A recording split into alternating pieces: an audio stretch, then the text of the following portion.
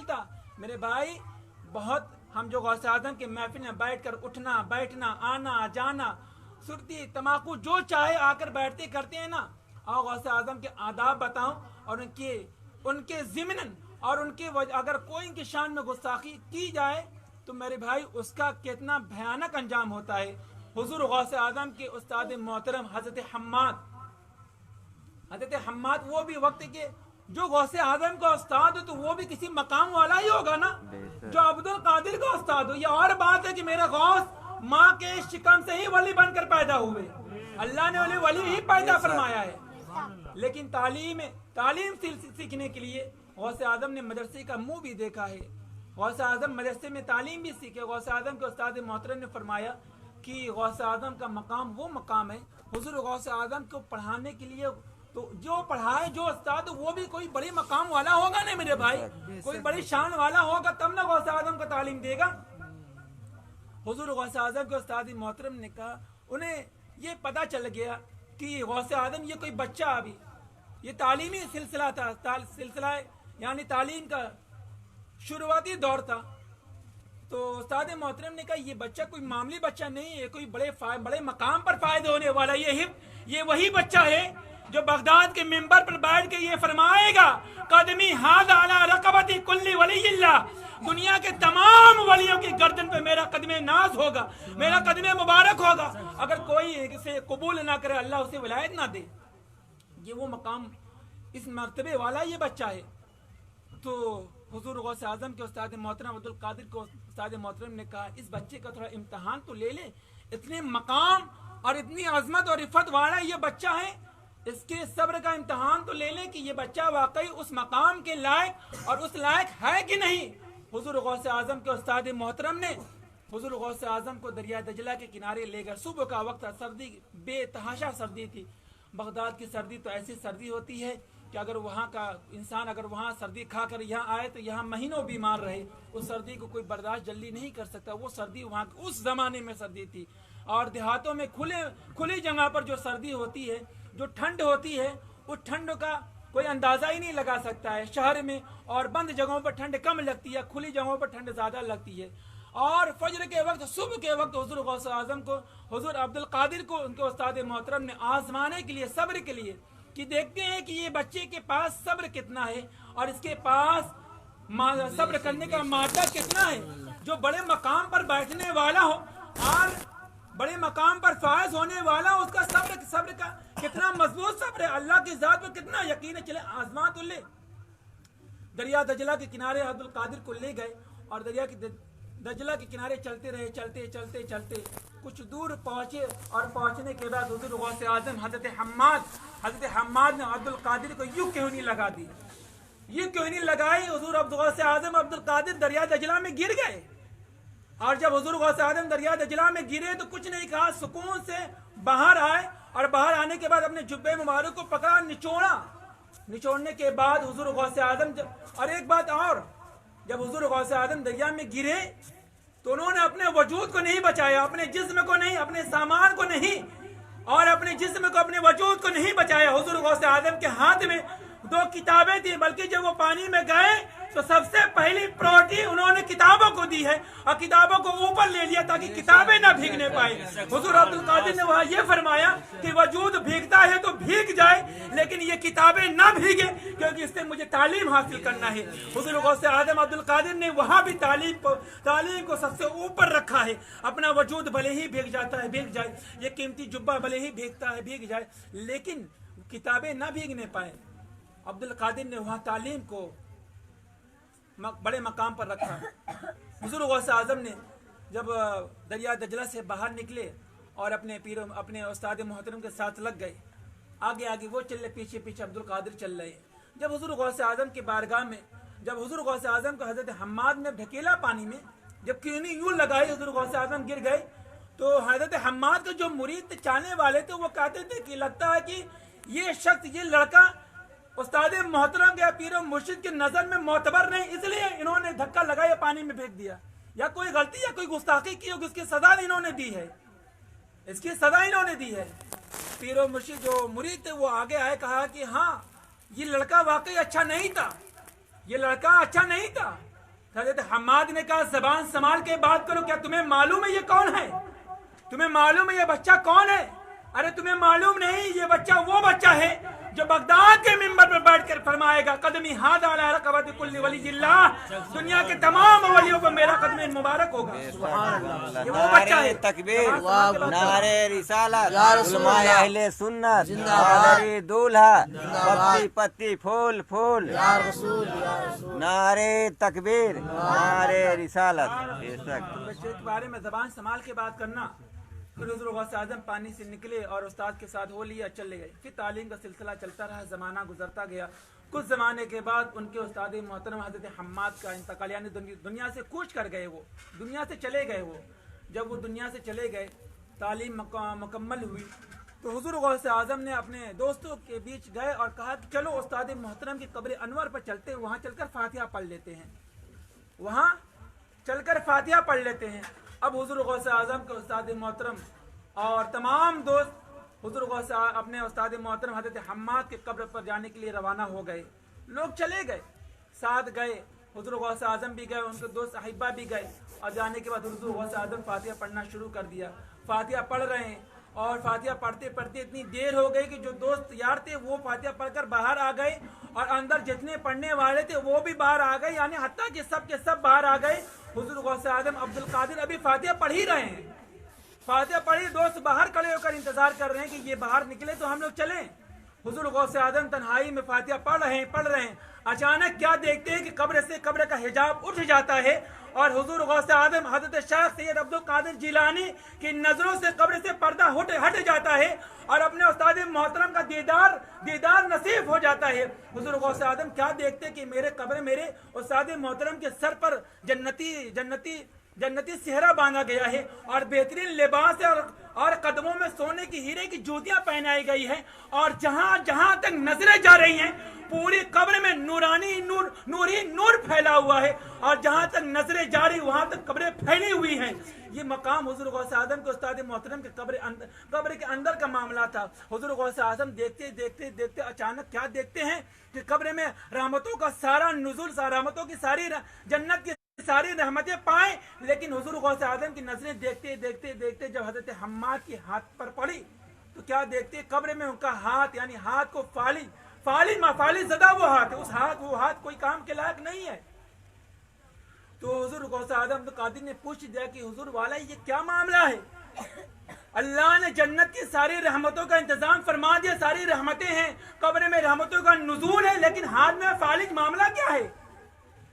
تو ان کو استاد محترم نے فرمایا، اے عبد القادر، کیا تجھے یاد ہے کچھ زمانے میں جب تو آپ تعلیم سیکھنے آئے تھے، اس وقت میں نے آپ کے صبر کا امتحان لینے کے لیے آپ کو صرف یوں کہنے لگائی تھی، آپ کو دریا دجلہ میں ڈھکیلا تھا، آپ کو صرف یوں کہنے لگائی تھی اور دریا دجلہ میں ڈھکیلا تھا۔ اللہ نے قدرت نے فرمایا، اے حماد، تجھے جنت کی ساری نعمتیں عطا کروں گا، لیکن تو اس ہاتھ سے میرے محبوب کو دھکا لگایا تھا، اس ہاتھ کو میں صحیح نہیں کروں گا، اس ہاتھ کو میں شفا نہیں دوں گا، اے حماد تیرا ہاتھ یہ قبر میں بھی فالج زدہ رہے گا۔ تو حضور غوث اعظم حضرت حماد نے کہا، اے عبد القادر، کیا تو میری ایک بات مانے گا؟ تو حضور غوث اعظم نے فرمایا، بتائیں کیا بات ہے؟ کہا کہ حضرت حماد نے فرمایا، اے عبد القادر، کیا تو میری رب کے بارگاہ میں سفارش نہیں کر دے گا کہ میرا ہاتھ صحیح ہو جائے رب کی بارگاہ میں؟ یا عبد القادر، یہ اور بات ہے، میرا تقوی، میری طہارت، میری پاکیزگی، میرا عمل، میری بزرگی، یہ تمام مقام ایک طرف ہیں، لیکن میں نے صرف امتحان کے لیے تمہیں دریا دجلہ میں یوں ڈھکیلا تھا، اللہ نے میرے ہاتھ کو فالج زدہ بنا دیا ہے۔ تو میرے بھائی بتاؤ، جو غوث اعظم کی محفل میں آئے اور بے ادبی کرے تو رب کی بارگاہ میں کیسے وہ بندہ قبول ہوگا؟ اس کی زندگی میں برکت کیسے آئے گی میرے بھائی؟ اس کے گھر میں برکت کیسے آئے گی؟ اس کے اولادوں میں، اس کی زندگی میں اور اس کی عمر میں کیسے برکت آئے گی میرے بھائی؟ اللہ کے محبوبوں کی بارگاہ میں کوئی گستاخی کرے یہ رب کو پسند نہیں ہے، کیونکہ क्योंकि वो महबूब सुबहानी है, कुतुब रब्बानी है। हज़रत सैयद शेख हुजूर गौसे आज़म अब्दुल कादिर जिलानी है। वो अब्दुल कादिर है। अगर कोई वली उनके कदम को अगर अपने गर्दन पर कबूल ना फरमाए तो अल्लाह उन्हें वलायत ना नसीब फरमाए, अल्लाह उनकी वलायत को जज्ब कर लेता है। ये गौसे आज़म की शान है। इसीलिए दुनिया के तमाम वली, तमाम पीर जब तक अपने सिलसिले में ये ना कहें कि कादरी दर कादरी कादरिया मोटा कदरे अब्दुल कादिर कुदरत नुमा के वास्ते, तब तक उनका सिलसिला पूरा नहीं होता। तो हुजूर गौसे आज़म ने रब की बारगाह में हाथ उठा दिया, रब की बारगाह में इल्तिजा करने लगे, रब की बारगाह में दुआ करने लगे कि मौला, रब की बारगाह में दुआ अभी कर ही रहे हैं, रब की रहमत जोश में आई। हज़रत हम्माद का हाथ सही हो गया, हज़रत हम्माद को शिफा मिल गई, हज़रत फालिस ज़दे हाथ को शिफा मिल गई, हज़रत हम्माद ठीक हो गए। अब हुजूर गौसे आज़म जब फातिहा पढ़कर और मिंबर से बाहर निकले, रे बातें दरूद पाक पढ़ ले सल्लल्लाहु अलैहि वसल्लम। एक बार और पढ़ लें दरूद पाक सल्लल्लाहु अलैहि वसल्लम। अल्लाहुम्मा सल्ली अला सय्यिदिना मौलाना मुहम्मद बारिक वसल्लिम अलैहि सल्लल्लाहु अलैहि वसल्लम या रसूलुल्लाह सल्लल्लाहु अलैहि वसल्लम। तो आखिर में करिए या तो शुरू में करिए, बीच में करने का थोड़ा सा दरूद पाक पढ़ ले सल्लल्लाहु अलैहि वसल्लम। अल्लाहुम्मा सल्ली मुहम्मद सल्लल्लाहु अलैहि वसल्लम। मैं क्या अर्ज कर रहा था, हाँ, हुजूर गौसे आज़म ने दुआ की, अल्लाह ने कबूल फरमा ली। हज़रत हम्माद जो फालिस ज़दा थे वो सही हो गए। अब हुजूर गौसे आज़म जब फातिहा पढ़कर हज़रत शेख हम्माद की कब्र और खानकाह से जब बाहर आए, दोस्तों के करीब आए तो दोस्ती ने पूछ दिया, है अब्दुल कादिर तुझे फातिहा पढ़ने में इतनी देर क्यों लगी? सब बाहर आ गए, तू अकेला फातिहा पढ़ता रहा, इतनी देर क्यों लगी, क्या बात है? हुजूर गौसे आज़म हज़रत अब्दुल कादिर ने कब्र की सारी दास्तान को बयान किया तो दोस्तों ने मान लिया, दोस्तों ने कबूल कर लिया। लेकिन जो हम्माद के मुरीद थे, हज़रत हम्माद, शेख हम्माद के जो मुरीद थे, जो चाहने वाले थे, कोई ये कहे आकर कि मेरे पीर को तेरे पीर की वजह से कब्र में शिफा मिली, कोई मानने को तैयार नहीं होगा।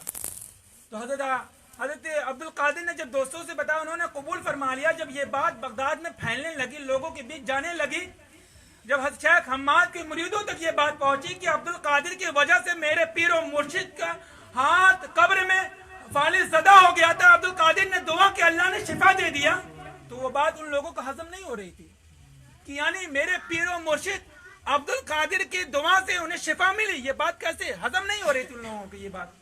तो ये बात पूरे बगदाद में फैल गई, आग की तरह फैल गई कि अब्दुल कादिर ये कह रहे हैं कि मेरी दुआ से तुम्हारे शेख यानी तुम्हारे पीर और मुर्शिद को अल्लाह ने शिफा दे दिया, फालिस ज़दा हाथ को सेहत दे दिया। मैं कैसे मान लूं? अब्दुल कादिर जब वहां थे तो वो तन्हा थे, कोई और था नहीं, मैं कैसे मान लूं कि अब्दुल कादिर सही कह रहे हैं? तो हुजूर गौसे आज़म ये पूरी बात फैल गई। फैलते फैलते घूम फिर के जब हुजूर गौसे आज़म हज़रत अब्दुल कादिर की बारगाह तक पहुंची, जब हुजूर गौसे आज़म तक पहुंची, हुजूर गौसे आज़म ने फरमाया कि अगर तुम्हें यकीन ना हो तो उस जमाने में दो अल्लाह के महबूब बंदे थे, एक का नाम हजरत यूसुफ और दूसरे का नाम हजरत शेख अब्दुल रहमान था। कहा बगदाद वाले उन पर यकीन किया करते थे, उनकी बात माना करते थे, हम्माद के बाद उनकी बात माना करते थे। कहा कि अगर तुम्हें यकीन ना हो तो चले जाओ शेख यूसुफ के पास, चले जाओ शेख अब्दुल रहमान की बारगाह में, उनसे पूछ लो, वो तुम्हें बता देंगे, उनकी बात पर तो यकीन होगा। जैसे ही कहना था, लोग दौड़े दौड़े अब्दुल रहमान की बारगाह में, हज़रत शेख यूसुफ की बारगाह में पहुंचे और कहा अब्दुल कादिर तो ये कह रहे हैं कि मेरी दुआ से और मेरे कहने से और मेरी वजह से मेरे शेख का कब्र में हाथ वाले ज़दा हो गया था और मैंने दुआ की, उन्हें अल्लाह ने शिफा दे दी, क्या ये बात सही है? हज़रत शेख यूसुफ ने नजरों को बंद किया और कुछ देर के बाद आंखें खोली और फरमाया कि हाँ, ये बात सही है कि वो अब्दुल कादिर की वजह से अल्लाह ने उनकी दुआ कबूल फरमाया, तुम्हारे शेख पीर मुर्शिद को अल्लाह ने शिफा दे दी। तो वहां से लोग दौड़े हुए आए और फरमाया कि हाँ गौसे आज़म आपने जो फरमाया सही फरमाया। हज़रत शेख यूसुफ ने भी फरमाया यही कि हाँ अब्दुल कादिर की दुआ से ये हुआ है। हज़रत अब्दुल रहमान ने यही फरमाया कि हाँ अब्दुल कादिर की दुआ से ये हुआ है। फिर कुछ और नहीं, और गवाही के लिए हज़रत शेख और हज़रत अब्दुल रहमान भी हुज़ूर गौसे आज़म की बारगाह में आए और फरमाया कि हाँ अब्दुल कादिर, मैं गवाही देता हूँ कि तेरी दुआ की मकबूलियत ये है جب حضرت حماد کے بارگاہ میں جب تو نے حضرت حماد کی شفا کے لیے رب کی بارگاہ میں دعا کیا تو اللہ نے انہیں شفا دی. اسی لیے کہنے والوں نے فرمایا ہے اور بڑا خوب فرمایا ہے کہ میری زندگی کا مقصد تیرا نام غوث اعظم، میں اسی نام سے بنا ہے میرا کام غوث اعظم. مجھے اپنے در کے کتوں میں شمار کب کرو گے؟ مجھے اپنے در کے کتوں میں شمار کب کرو گے؟ تیرے در پہ یہ غلام، تیرے در پہ آ گیا ہے یہ غلام غوث اعظم. نعرہ تکبیر، نعرہ تکبیر، نعرہ رسالت، مسلک اعلی حضرت، فیضان اعلی حضرت، جشن غوث الورا سید مہدی حسن صاحب قبلہ. نعرہ تکبیر، نعرہ رسالت. سبحان اللہ، سبحان اللہ. تیرا نام غوث اعظم، اسی نام سے بنا ہے میرا کام غوث اعظم. مجھے اپنے در کے کتوں میں شمار کب کرو گے؟ مجھے اپنے در کے کتوں میں شمار کب کرو گے؟ تیرے در پر آ گیا ہے یہ غلام غوث اعظم، تیرے در پر آ گیا ہے یہ غلام غوث اعظم. یہ غوث اعظم کا مقام ہے، غوث اعظم کی شان ہے. میرے بھائی غوث اعظم کی شان کو تم نے سمجھا نہیں، غوث اعظم کے مرتبے کو مقام کو تم نے سمجھا نہیں. ایک شخص تھا جو حضور غوث اعظم وہ در بدر مارا پھرتا تھا اور ولیوں کی بارگاہ میں اور پیر و مرشد کی تلاش میں وہ ہمیشہ پیر تلاشی کرتا رہتا تھا. جب کوئی ولی یا کوئی اللہ کا محبوب بندہ آئے، جب ان کی بارگاہ میں وہ جاتا 99 اچھائیاں دیکھتا، ایک خرابی دیکھتا، کہتا کہ یہ پیر میرے لائق نہیں ہے، اسے ریجیکٹ کرو، کوئی دوسرے کو کھوجو. دوسرا آتا، اگر داہنے پائیں کے بجائے بائیں اگر انہوں نے جوتے میں پیر ڈال دیا، کہتا یہ میرے قابل نہیں، انہیں بھی ریجیکٹ کرو. حتیٰ کہ وہ 60 سال کا زمانہ گزر گیا اور وہ 60 سال تک پیر کھوجتا رہا، اسے کوئی پیر مرشد نہیں ملا، کوئی پیر کامل نہیں ملا. وہ زندگی بھر پیر کھوجتا رہا اور سوچتا رہا کہ کوئی اچھا پیر ملے، میرے من کے مطابق ملے تو میں ان پر عمل کروں اور ان سے میں مرید ہو جاؤں. جیسے آج ہم اپنے اماموں کو ہمیشہ بدلتے رہتے ہیں چند باتوں سے، اور کوئی عمل ایسا برباد یا کوئی برا لگ گیا ہم نے فوراً کہہ دیا کہ نہیں یہ امام میرے قابل نہیں ہے. میں نے کہا کہ اگر یہ امام تیرے قابل نہیں ہے، کیا تو امام کے قابل بن گیا ہے؟ تو امام کی خابیاں نکالنے کے قابل بن چکا ہے؟ کیا تجھے سورہ فاتحہ صحیح طریقے سے آتی ہے؟ کیا تو نماز کے طریقہ صحیح طریقے سے سیکھ لیا ہے؟ کیا تجھے نماز کے ارکان معلوم ہے؟ کیا تجھے وضو کے فرائض معلوم ہے؟ کیا تجھے غسل کے فرائض معلوم ہے؟ کیا تجھے رب کی بارگاہ کا ادب معلوم ہے؟ کیا تجھے علماء دین کا ادب معلوم ہے؟ علماء کا مقام معلوم ہے؟ امام کا مقام معلوم ہے؟ اگر معلوم نہیں تو پھر کون ہوتا ہے علماء میں اور اماموں میں عیب نکالنے والا؟ تو کون ہوتا ہے ان پر عیب نکالنے والا؟ اے میرے بھائی، علماء پر عیب نکالنے سے پہلے عالم دین کا کورس کرو. 9 سال 15 سال 12 سال مدرسوں میں زندگی گزارو، پانی جیسی دال کھا کر اپنی زندگی بسر کرو.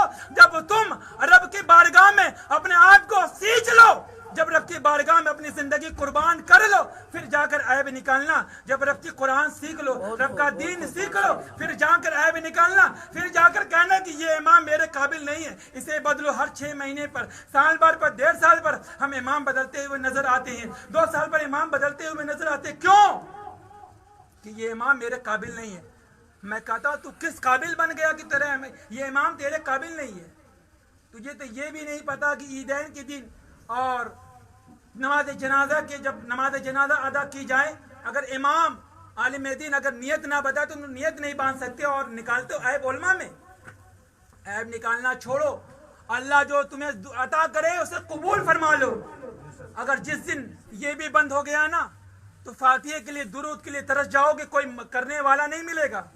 پھر کرتے رہنا، پھر نکالتے رہنا عیب کہ نہیں یہ امام میرے گھر فاتحہ کرنے کے قابل نہیں ہے، یہ امام میرے گھر آنے کے قابل نہیں ہے. پھر نکالنا ہے، پھر نکالنا ان پر پریشان ہے. اپنا غصہ، اپنی بھڑاس، اپنے گھر کے جھگڑے مسجدوں میں نہ لے جاؤ.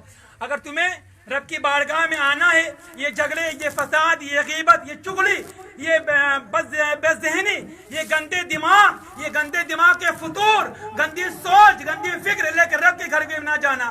تمہیں لڑنے کا اتنا ہی شوق ہے تو بے نمازی ان سے نہ لڑو جو رب کا دین پھیلا رہے ہیں. لڑنے کا شوق ہے ان سے لڑو جو بے نمازی، ان سے لڑو نا میرے بھائی. تمہیں لڑنے کا شوق ہے تو ان سے لڑو جو گندی سوچ والے گندی فکر والے ہیں. لڑنا ہے تو ان سے لڑو جو گندے دماغ گندے خیالات میں اپنی زندگی گزر کر رہے ہیں. ان سے لڑو, ان سے نہ لڑو. جو اچھے ہیں ان سے نہ لڑو, ان کو نہ برباد کرو. تمہاری وجہ سے وہ بھی برباد ہو رہے ہیں. تو چور زندگی پر عیب نکالتا رہا. 60 سال کی زندگی گزر گئی, اسے کوئی پیر نہ ملا. 60 سال کے بعد جب وہ گھر پہنچا اور رات میں کھانا کھانے کے بعد جیسے ہی اپنے کمرے میں گیا, بیوی نے پوچھا کیا تجھے پیر مل گیا؟ کہا کہ ابھی تک تو کوئی پیر مجھے نہیں ملا. کہا کہ کسی کو پیر بنا کر مرید ہو جا, کہیں ایسا نہ ہو کہ صبح ہونے سے پہلے تیری روح پرواز کر جائے. اور میں تو کسی سے مرید ہوں اور میں انہیں لے کر ان کے سہارے سے جنت میں چلی جاؤں گی, ان کی شفاعت سے میں جنت چلی جاؤں گی. تجھے تیری شفاعت کون کرے گا, تیری مدد کون کرے گا, تیرا پیر مرشد ہی نہیں. کہ یہ بات اس کے دل میں جا کر لگ گئی. کہا کہ بات تو صحیح ہے, بیوی نکل جائے گی اور میں کہاں جاؤں گا, میں کس کی مدد لوں گا, کس سے مدد لوں گا, کس سے مدد لوں گا میں. تو اس کے دماغ میں یہ بات لگ گئی. بے سکون ہو گیا, وہ بے چینی پھیل گئی, نیند اڑ گئی, بھوک ختم ہو گئی, پیاس ختم, بے چینی پھیل گئی. رات کے 11 بج گئے, 12 بج گئے, 1 بج گئے. بڑا پریشان کہ اگر صبح کا سورج نہ دے سکا, روح ملک الموت آئے اور روح لے کر ہمیں لے کر چلی جائے تو پھر کیا کریں گے ہم. رب کی بارگاہ میں دعا کرنے لگا, مولا کوئی پیر برحق عطا فرما دے, مولا کوئی میرے پیر مرشد عطا فرما دے. کہیں ایسا نہ ہو پیر کھوجتے